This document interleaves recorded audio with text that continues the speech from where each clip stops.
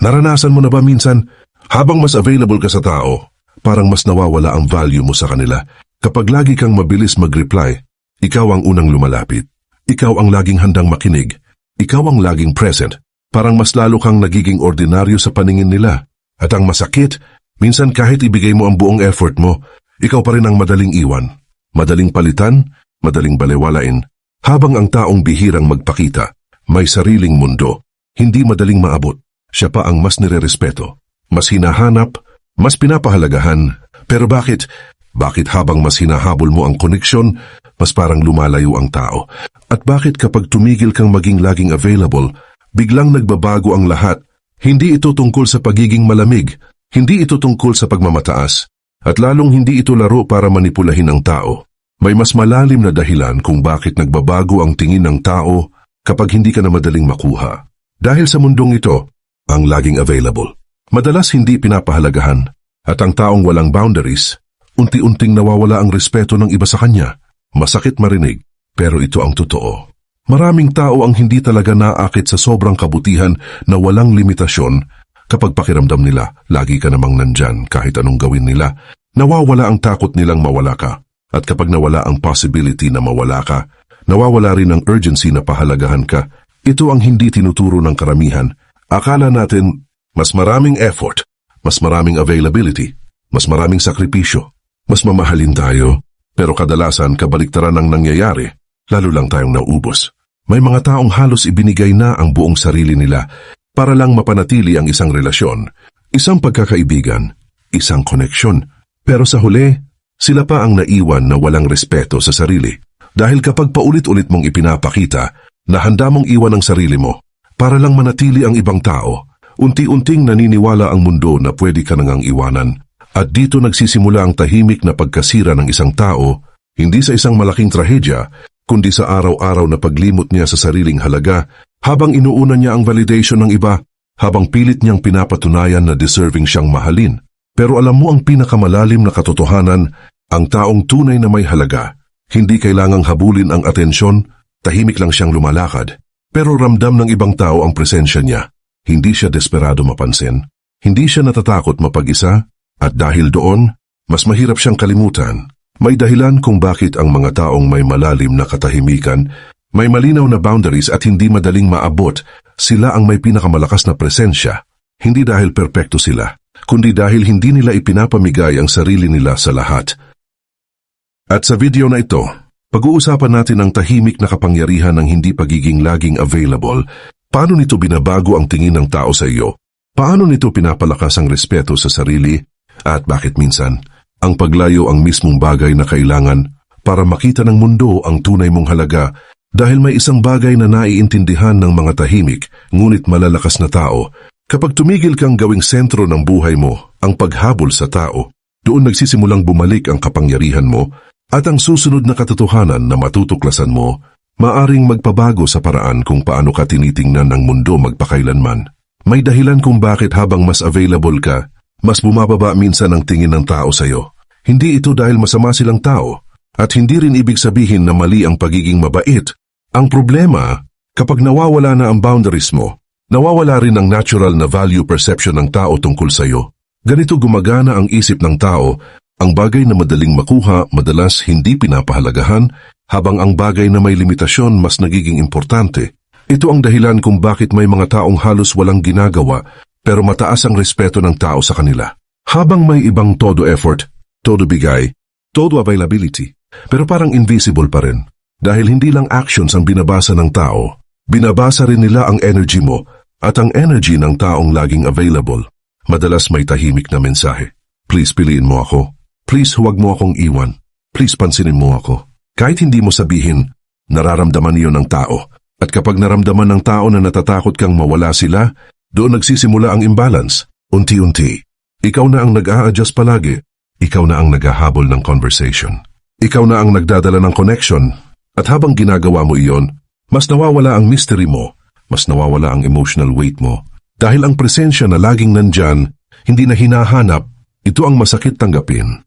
Maraming tao ang hindi nawawalan ng interest dahil may mali sa iyo, nawawalan sila ng excitement dahil wala ng emotional space para hanapin ka. Lagi ka nang available bago pa nila maramdaman ang pagkawala mo. At dito pumapasok ang isang malalim na prinsipyo ng Stoic wisdom. Ang taong may kontrol sa sarili, hindi alipin ng emotional impulses. Hindi siya gagalaw dahil lang lonely siya. Hindi siya magsasalita dahil lang uncomfortable ang silence. Hindi siya maghahabol dahil lang natatakot siyang maiwan. Kaya kapag tahimik ang isang disciplined na tao, iba ang epekto. Hindi iyon passive aggression. Hindi iyon manipulation. Ito ay emotional self-control. At sa psychology, ang self-control ay isa sa pinakamalakas na signal ng value kapag kaya mong kontrolin ang attention mo, oras mo, presence mo.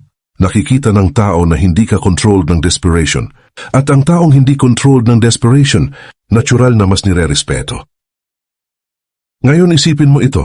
Bakit maraming tao ang naa-addict sa validation? Bakit hindi nila kayang hindi mag-reply agad? Bakit pakiramdam nila kailangan silang laging present? Dahil maraming tao ang hindi talaga naghahanap ng connection. Ang tunay nilang hinahanap, confirmation na importante sila. At dito nagsisimula ang emotional exhaustion. Kapag ang source ng worth mo nakabase sa reaction ng ibang tao, magiging alipin ka ng availability. Kapag hindi sila nag-reply, masisira ang mood mo. Kapag malamig sila, magpapanik ka agad. Kapag hindi ka napansin, pakiramdam mo nawawala ang value mo. Pero ang taong may malalim na self-respect, iba ang mindset. Hindi niya kailangan habulin ang atensyon para maramdaman ang halaga niya. Alam niyang ang tunay na halaga ay hindi hinihingi kundi inaalagaan, tahimik, matatag, may dignidad. At dito nagbabago ang lahat. Kapag tumigil kang gawing sentro ng buhay mo ang approval ng tao, biglang nag-iiba ang energy mo. Mas kalmado ka, mas compose ka, mas hindi reactive. At nakakagulat, doon ka mas napapansin. Dahil ang mundo hindi lang tumitingin sa sinasabi mo, nararamdaman nito kung gaano mo pinapahalagahan ang sarili mo. At may isang dangerous habit na ginagawa ng maraming tao nang hindi nila namamalayan. Isang ugali na tahimik na sumisira sa respeto ng iba sa kanila. At iyon ang pag-uusapan natin sa susunod na parte. May mga relasyon na hindi nasisira dahil may nangyaring mali. Nasisira sila dahil sa sobrang availability, habang mas inuuna mo lagi ang ibang tao. Habang mas binibigay mo agad ang oras mo, habang mas mabilis kang sumagot sa tanong kahit hindi ka pa handa, unti-unting nawawala ang emotional balance at ang hindi mo napapansin, ikaw na pala ang laging umaabot, ikaw na ang laging nag-a-adjust, ikaw na ang laging nag-a-apply ng effort, pero hindi ka na rin hinahanap ng tao. Dito pumapasok ang isang tahimik na emotional pain. Hindi ka naman iniwan bigla, pero ramdam mo na ikaw na lang ang gumagawa ng connection. Ikaw na lang ang nag-iisip kung okay pa ba kayo. Ikaw na lang ang nag-i-initiate ng usapan. Ikaw na lang ang bumubuhay ng relasyon. At sa ganitong sitwasyon, unti-unting nauubos ang sarili mo. Dahil ang puso ng tao kapag walang reciprocation, hindi lang napapagod, nawawala ng dignity. May isang psychological truth dito. Ang relasyon ay hindi lang tungkol sa closeness. Ito ay tungkol sa balance ng effort at absence. Kapag sobra ang presence mo, nawawala ang curiosity ng tao. Kapag walang gap, walang longing. Kapag walang longing, walang emotional pull. At kapag walang emotional pull, nawawala ang attachment. Kahit gaano ka pa kabait, kahit gaano ka pa ka-supportive, kapag ikaw ay predictable na laging available, nagiging background ka na lang sa buhay ng tao. Hindi ka na event, hindi ka na mystery, hindi ka na hinahanap. At dito lumalabas ang sakit, hindi dahil ayaw ka nila, kundi dahil nasanay na silang nandyan ka kahit hindi ka nila kailangan, pangpahalagahan. At habang ikaw ay nagbibigay ng mas marami, akala mo nagiging mas valuable ka. Pero sa totoong dynamics ng human behavior, minsan kabaligtaran ang nangyayari. Kapag sobra kang accessible, bumababa ang perceived value dahil ang utak ng tao ay nakawired sa contrast. Ang mahalaga ay hindi yung laging nandyan, kundi yung mararamdaman mong baka mawala. At kung wala ng risk of loss, nawawala rin ng emotional intensity. Ngayon isipin mo ito ng mabuti. Ilang beses mo na bang naramdaman na ikaw lang ang lumalaban sa connection? Ilang beses mo na bang pinilit mag-explain, mag-reach out, mag-ayos, kahit ikaw na yung pagod? At habang ginagawa mo iyon, may isang bahagi ng sarili mo ang unti-unting nauubos, hindi dahil sa tao lang, kundi dahil sa pattern na tinatanggap mo. At ang mas malalim na katotohanan, hindi lahat ng pagkawala ay biglaan. May mga pagkawala na dahan-dahan habang patuloy mong binibigay ang sarili mo sa lugar na hindi ka na rin binabalik ng buo. At dito nagsisimula ang emotional imbalance kung saan ang isa ay nagbibigay ng presence at ang isa ay nagbibigay lang ng convenience. At ang ganitong setup, hindi pwedeng tumagal. Dahil ang tao kahit gaano pa kabait, may hangganan din ng emotional capacity, may hangganan ng patience, may hangganan ng self-respect. At kapag naubos iyon, doon na nagsisimula ang realization. Hindi dahil nagbago ang ibang tao, kundi dahil nakita mo na ang pattern na matagal mo nang hindi pinapansin at ang susunod na bahagi ay mas masakit tanggapin dahil doon mo makikita kung paano ka unti-unting nawawala sa sarili mo habang sinusubukan mong manatili sa iba. May isang katotohanan na hindi agad tinatanggap ng karamihan, hindi ka laging nawawalan ng value. Minsan ikaw mismo ang unti-unting nagbibitaw ng value mo sa bawat pagkakataon na hindi ka naglagay ng boundary. Sa bawat oras na pinili mong mag-reply kahit ubos ka na. Sa bawat moment na sinabihan mo ang sarili mo na okay lang kahit hindi ka na okay. Unti-unti mong tinuturuan ng ibang tao kung paano ka i-treat. At ang problema, kapag tinuruan mo ang tao na lagi kang available, hindi nila iisipin na may mali doon. Gagawin lang nila kung ano ang pinapayagan mo. Hindi ito tungkol sa pagiging masama ng ibang tao. Ito ay tungkol sa human nature. Ang tao ay laging mag-a-adjust sa kung ano ang allowed. Kung wala kang limit, may isip nilang wala kang limit. Kung lagi kang nandyan, iisipin nilang natural lang na nandyan ka. Kung hindi ka nawawala, hindi nila mararamdaman ang importance ng presence mo. At dito lumalabas ang isang masakit na truth. Minsan ang dahilan kung bakit hindi ka hinahanap, dahil hindi ka rin nawawala. Hindi mo binibigyan ng space ang pagkawala mo. Hindi mo pinapayagan ang silence na magsalita. Lagi mong pinupuno ang gap. Lagi mong binubuhay ang connection. Lagi mong inaako ang responsibility ng emotional continuity. At sa process na yon, unti-unting nawawala ang imbalance na sana magpapahalaga sana sa iyo. May psychological concept dito. Ang tao ay mas nagva-value sa bagay na may scarcity, hindi sa bagay na unlimited. Kapag laging available ang isang bagay, nagiging normal siya. Kapag normal na siya, nawawala ang excitement. Kapag nawawala ang excitement, nawawala ang emotional pull. At kapag nawawala ang emotional pull, nawawala ang effort ng kabilang side at hindi mo agad ito mapapansin. Dahil busy ka sa pagiging available palagi, busy ka sa pagpapanatili, busy ka sa pagpapatunay na mahalaga ka. Pero sa likod nito, may isang quiet truth.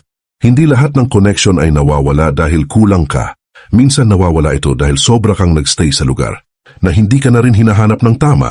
At may isa pang mas malalim na layer dito. Kapag ang tao ay nasanay na sa availability mo, hindi na nila iniisip ang effort na ginagawa mo. Nagiging invisible na siya, at ang invisible effort hindi nababalik ng appreciation. Kaya kahit mas lalo kang mag-effort, hindi nag-a-adjust ang perception nila. Dahil ang perception ay naka-anchor na sa pattern, hindi sa intensity ng ginagawa mo ngayon. At dito nagsisimula ang internal conflict. Mas nagbibigay ka pa kasi iniisip mo baka kulang pa. Pero mas nawawala ka pa dahil hindi ka na rin bumabalik sa sarili mo.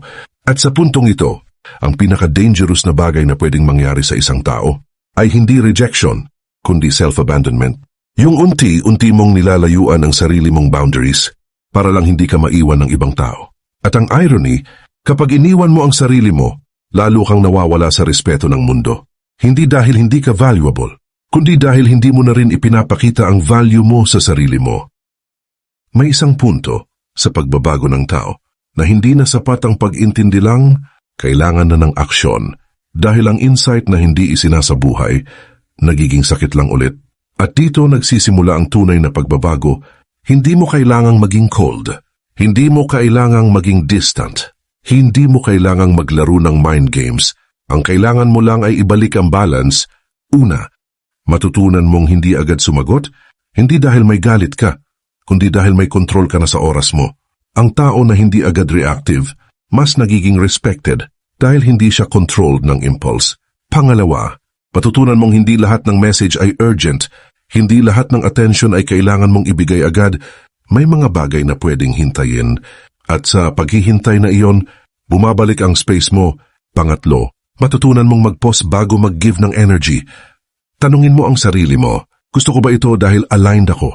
O ginagawa ko lang ito dahil natatakot akong mawala ang connection. Malaking pagbabago ito dahil dito mo nasisimulang makita kung saan ka nagbibigay out of self-respect at kung saan ka nagbibigay out of fear. Panggapat, matutunan mong tanggapin na hindi lahat ng tao ay dapat nasa inner circle mo. May mga tao na okay lang silang kausap pero hindi sila dapat laging access sa buhay mo. At ang mistake ng maraming tao, ginagawa nilang open access ang lahat, kaya walang distinction, walang hierarchy, walang emotional boundary, At kapag walang boundary, walang natural respect structure. Ngayon, pakinggan mo ito mabuti. Ang boundaries ay hindi para itulak ang tao. Ang boundaries ay para protektahan ang clarity ng relasyon dahil kapag wala kang boundary, hindi rin malinaw sa tao kung ano ang halaga mo. At ang mga tao ay laging mas komportable sa malinaw kaysa sa chaotic availability. Panglima, matutunan mong pumili ng silence. Hindi mo kailangang mag-explain palagi. Hindi mo kailangang mag-justify ng bawat absence mo. Dahil ang sobrang explanation, minsan ay nagmumukhang insecurity at ang insecurity binabasa ng tao. Kahit hindi mo sinasabi, ngayon dito papasok ang pagbabago. Habang ginagawa mo ito, hindi agad magbabago ang lahat sa paligid mo. Pero may magbabago sa loob mo. Mas magiging calm ka, mas magiging grounded ka, mas hindi ka reactive. At dahan-dahan, mapapansin ng tao, hindi sa sinasabi mo, kundi sa kung paano ka na hindi na madaling ma-access emotionally. At dito nagsisimula ang respect, hindi dahil pinilit mo, kundi dahil naiba ang energy mo. Dahil ang respeto hindi hinihingi, ito ay natural na response sa self-control. May mga tao na akala nila ang power ay nasa pagsasalita ng marami, o sa pag-explain ng sarili, o sa pag-convince ng iba, pero sa totoo lang, ang mas malalim na kapangyarihan ay nasa katahimikan. Hindi yung katahimikan na may tampo, kundi yung katahimikan na may kontrol, may malinaw na loob, may direksyon, may dignidad. Kapag ang isang tao ay hindi na predictable, nagbabago ang perception sa kanya. Dahil ang utak ng tao ay mahilig sa patterns, kapag alam nila ang susunod mong gagawin, humihina ang curiosity, humihina ang attention, humihina ang emotional engagement. Pero kapag hindi ka na predictable, biglang gumigising ang isip nila. Ano na siya ngayon? Bakit hindi siya tulad dati? Bakit hindi na siya laging nandyan? At sa sandaling iyon, bumabalik ang attention. Hindi dahil naghabol ka, kundi dahil nagbago ka. Ngunit mahalagang linawin ito, ang hindi pagiging available. Hindi ibig sabihin na nagiging cruel ka. Hindi rin ibig sabihin na nagiging cold ka. Ito ay tungkol sa alignment, kung saan hindi mo na binibigay ang energy mo sa lahat ng bagay. At sa lahat ng tao na hindi rin aligned sa value mo, dito pumapasok ang isang mas mataas na level ng awareness. Hindi lahat ng connection ay dapat pantay ang investment. Hindi lahat ng tao ay dapat may parehong access sa iyo.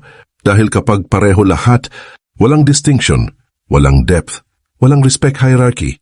At sa psychology, ang clarity ng boundaries ay nagiging basehan ng respect. Ngayon isipin mo ito, bakit ang ibang tao na hindi gaano nagsasalita?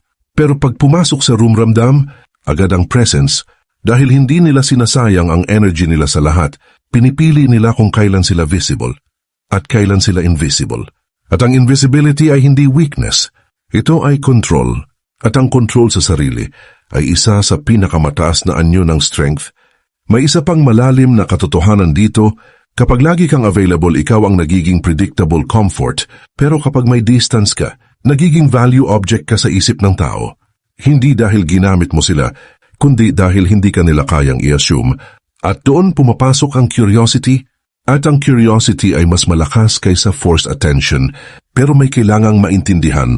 Hindi mo ito ginagawa para manipulahin ang tao. Ginagawa mo ito para hindi mo na maipagpalit ang sarili mo sa momentary validation. Dahil ang taong may self-mastery, hindi umiikot ang buhay sa reaksyon ng iba. Umiikot ito sa principle. At ang principle ay simple, hindi lahat ng access ay automatic. Hindi lahat ng time ay free. Hindi lahat ng emotional energy ay disposable. At kapag nagsimula kang mabuhay sa ganitong awareness, hindi lang perception ng iba ang magbabago, kundi ang relasyon mo sa sarili mo dahil hindi ka na reactive, hindi ka na desperate, hindi ka na emotionally scattered. At sa susunod na bahagi, makikita mo kung paano nagiging silent, power ang transformation, na ito kahit walang sinasabi, kahit walang pinapatunayan, kahit hindi ka na naghahabol ng kahit ano, pero mas nagiging impactful ka kaysa dati. May isang uri ng kapangyarihan na hindi maingay, hindi aggressive, hindi kailangan ipagmalaki, pero ramdam ng lahat. Ito ang kapangyarihan ng taong hindi na madaling ma-access emotionally. Hindi ibig sabihin na wala kang pakialam, kundi marunong ka nang pumili kung saan mo ilalagay ang pakialam mo. May mga tao na bigla kang mararamdaman na nagbago, hindi dahil nag-iba ka ng ugali, kundi dahil tumigil ka sa pagiging predictable na available, at ang predictable availability ay nagiging comfort zone ng iba pero hindi nagbubuo ng respect. Ngayon kapag may space ka na, may misteryo, may hindi agad ma-access, may hindi agad mabasa, nagiging mas aware ang tao sa presence mo. Hindi dahil naghabol ka, kundi dahil hindi ka na fully open access. At sa psychology, ang hindi fully available na bagay, mas nagiging valuable sa perception ng tao, pero dito mahalagang linawin, hindi ito laro, hindi ito manipulation, ito ay restoration ng balance. Kasi dati, ikaw ang laging nagbibigay, ikaw ang laging nagpapahintay sa sarili mo, ikaw ang laging nauuna kahit pagod ka na, at ngayon, ikaw naman ang may control ng oras mo, ng energy mo, ng attention mo, at sa simula, maaring may discomfort kasi sanay ka sa pagiging laging present. Pero habang tumatagal, may mapapansin ka. Mas kaunti ang emotional chaos, mas malinaw ang isip mo, mas tahimik ang loob mo, at ang katahimikang ito, hindi empty, ito ay full of control. Ngayon, makikita mo rin na ang ibang tao, hindi na kasing dali mapul ang attention mo, hindi na lahat ng bagay nakakagulo sa iyo, hindi na lahat ng message nakakababa ng mood mo, at dito, nagsisimula ang tunay na pagbabago, hindi sa paglayo sa tao, kundi sa pagbalik sa sarili, at kapag bumalik ka sa sarili mo, nagbabago rin ang paraan ng mundo sa iyo, dahil ang mundo, hindi talaga nagre-respond sa words mo, nagre-respond ito sa state mo, sa presence mo, sa energy mo, at ang energy ng taong hindi desperate, hindi reactive, hindi laging available, ay natural na may weight, at ang weight na iyon ay hindi kailangang ipaliwanag, ito ay nararamdaman lang, at sa susunod na bahagi, makikita mo ang pinaka-final layer kung saan hindi mo na kailangan magbago ng panlabas, kundi ang simpleng pag-allow na mawala ang dating version mo para tuluyang bumalik ang tunay mong self-respect at inner authority. Sa dulo ng lahat ng ito, may isang simpleng tanong na natitira. Sino ka kapag hindi ka laging available sa lahat? Hindi kapag kailangan ka nila, hindi kapag may gusto sila sa'yo, hindi kapag may hinihingi sila, kundi kapag wala kang kailangang patunayan, kapag tahimik ang paligid, kapag walang nag-a-assure sa iyo ng value mo, doon lumalabas ang totoong ikaw. Dati, akala mo ang pagiging available ay pagmamahal, akala mo ang mabilis na response ay care, akala mo ang laging presence ay loyalty. Pero habang tumatagal, unti-unting nagiging malinaw na hindi lahat ng binibigay mo ay nakikita ng tama, at hindi lahat ng presence mo ay nire-respeto. May mga pagkakataon na habang mas nagbibigay ka, mas nawawala ka sa sarili mo. At sa huli, hindi ka na masaya, hindi ka na stable, hindi ka na grounded. At dito dumarating ang pinakamahalagang realization, hindi mo kailangang mawala sa sarili mo para lang manatili sa buhay ng iba. Hindi mo kailangang maging laging available para lang mahalin ka. Hindi mo kailangang mag-overgive para lang mapansin ka. Ang tunay na transformation ay hindi tungkol sa pagiging cold. Ito ay tungkol sa pagiging whole ulit, buong tao, na may boundaries, na may katahimikan, na may dignidad, na hindi madaling maubos. At kapag bumalik ka sa ganitong estado, hindi mo na kailangan pilitin ang respect dahil natural na itong bumabalik, hindi dahil nagbago ang mundo, kundi dahil nagbago ang paraan mo ng pagtrato sa sarili mo. At sa huli, ang pinakamalalim na kapangyarihan ay hindi yung nagiging hard ka sa iba, kundi yung hindi ka na madaling mawala sa sarili mo. May mga tao na maiintindihan ka, may mga tao na hindi, pero hindi na yun ang basehan ng identity mo. Dahil ang identity mo, hindi na nakadepende sa reaksyon ng iba, kundi sa katapatan mo sa sarili mo. At kapag dumating ka sa puntong iyon, hindi mo na kailangan habulin ng atensyon, hindi mo na kailangang ipaglaban ng respect, hindi mo na kailangang ipaliwanag ang value mo. Dahil ang tahimik na presensya mo, ang mismong magsasalita para sa iyo, ngayon alam mo na kung paano ito ilalapat sa buhay mo. Huwag mo lang pakinggan, gawin mo. At kung nagustuhan mo ang nilalaman ng video na ito, i-like, i-share at mag-subscribe para mas marami pa tayong mapag-aralan. Maraming salamat.